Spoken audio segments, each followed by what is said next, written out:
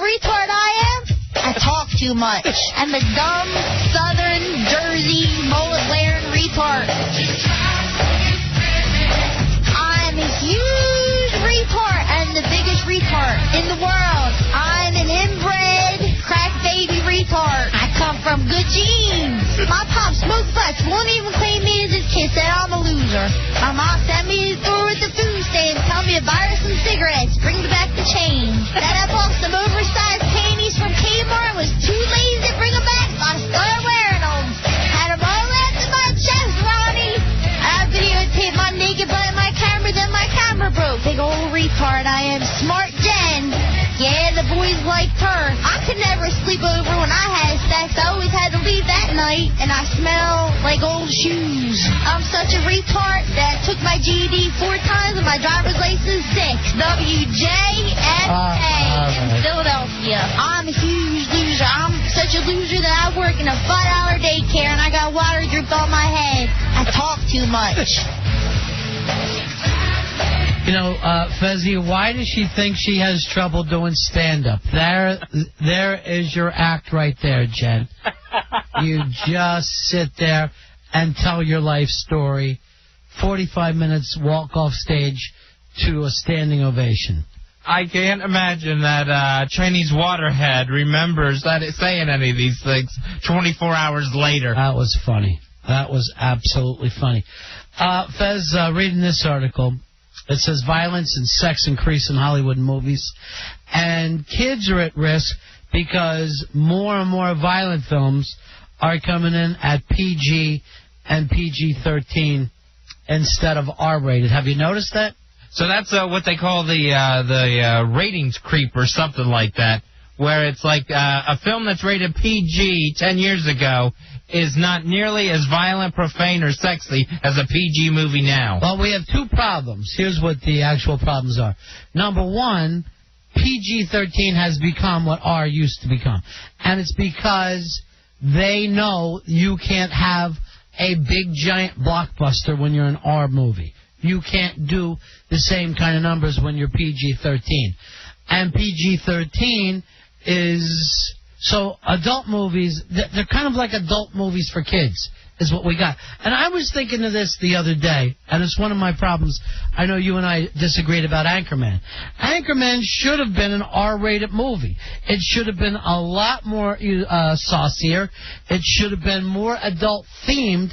Instead, you took these guys that they're doing stuff about the 70s, and Will Ferrell is in his mid-30s, late 30s or whatever, and the jokes and all are still being pointed at little kids. Like a funny dog running around Anchorman in its pajamas. The funny dog and a lot of the jokes and the language and stuff, and when it was time for a sex scene, they cut to some stupid gimmick instead of showing anything.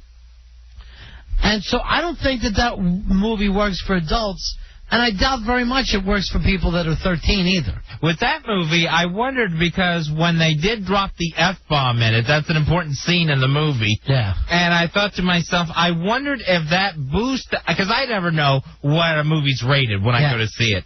And I wondered immediately then, what is this rated? Because it's been a fairly standard Saturday Night Live type movie. See, that's what annoys me. Why are we seeing a movie that could be done on Saturday Night Live as a sketch? When you're seeing a movie, you should be getting something that you can't get at home for free. You should be seeing something that's either more clever, or for the action movies, you want to see more explosions or whatever.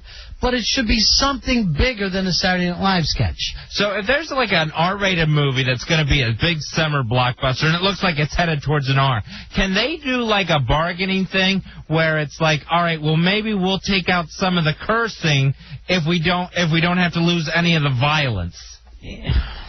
Yeah, I mean, there are things like that happen. You have to negotiate those things all the time.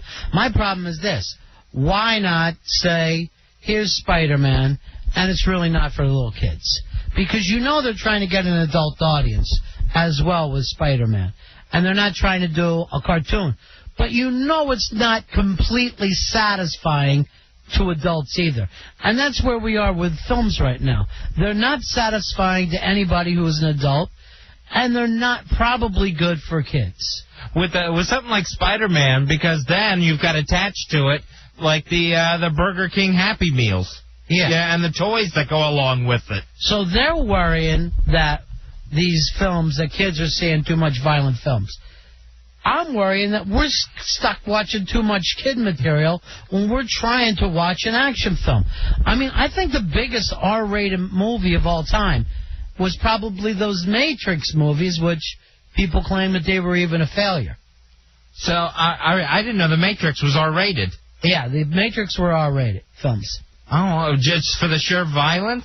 Yeah. Because, I don't remember a lot of cussing going on in the Matrix. Well, stuff. I mean, I think violence is what I would worry about more. If I was worried about what's going to damage kids and make them less likely to be a sensitive adult, I would worry about violence before I worried about language or sex, wouldn't you?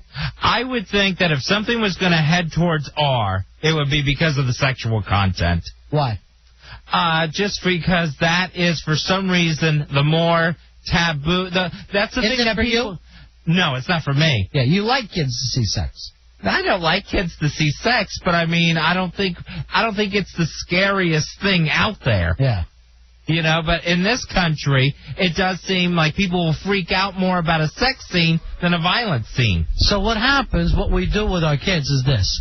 We desensitize them to violence because they see so much of it, and then we hypersensitive them to sex because we do these little jokes and innuendos, and then they don't really see it as a natural thing. You don't know what I'm saying? Yeah, that's exactly how it works. Because the sex thing is the naughty thing, not the violence. Isn't that bizarre? That's the bad thing. The sex will, if there's sex in a movie, the fear is kids will see it and will go running out in the street and become rapists. Do you think that's the actual fear, or do you think it's more of kids will see it and they'll ask me a question that as a parent I'm uncomfortable answering?